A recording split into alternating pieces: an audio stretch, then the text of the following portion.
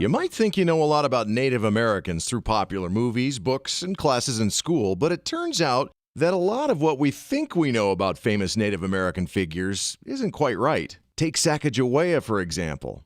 You probably remember her as a beautiful Indian woman who lived an exotic life, serving as the all-knowing guide for Lewis and Clark's famous expedition, right? Well, that's not exactly how it happened.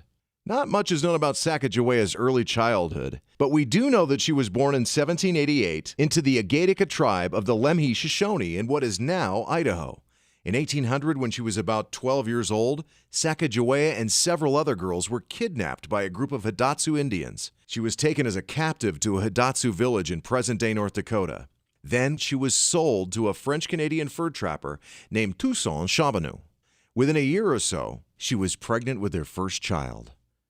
Soon after she became pregnant, the Corps of Discovery arrived near the Hidatsu villages. Captains Meriwether Lewis and William Clark built Fort Mandan there and then started interviewing people to help guide them on their perilous expedition. They agreed to hire Sacagawea's husband, Charbonneau, with the understanding that his lovely wife would also come along as an interpreter. They figured her very presence would help any encounters with native tribes along the way. As Clark noted in his journal, "A woman with a party of men is a token of peace." Shortly thereafter, Sacajawea gave birth to a little boy named Jean-Baptiste Charbonneau. Clark called him Pompey. She carried Pompey on a board strapped to her back as the Corps of Discovery forged on. Besides interpreting the language when Lewis and Clark encountered Indians, Sacagawea's activities as a member of the Corps included digging for roots, collecting edible plants, and picking berries.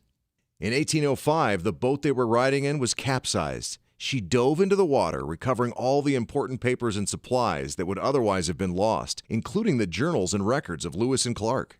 Later that year, Captain Lewis and 3 men scouted 75 miles ahead of the expedition's main party, crossing the Continental Divide. The next day, they encountered a group of Shoshones.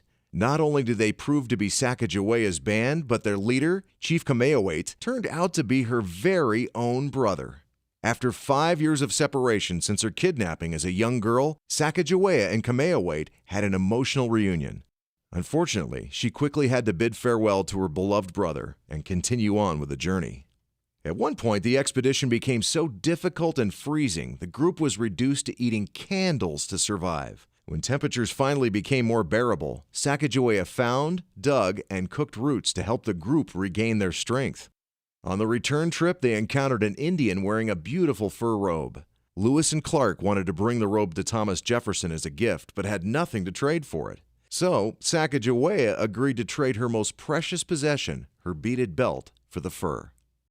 A little over 2 years after the expedition began, it was finally over, ending in St. Louis. Today, we learn about Sacajawea in school as a heroic guide, but her life, like most everyone's, was much more complicated than history books sometimes give her credit for.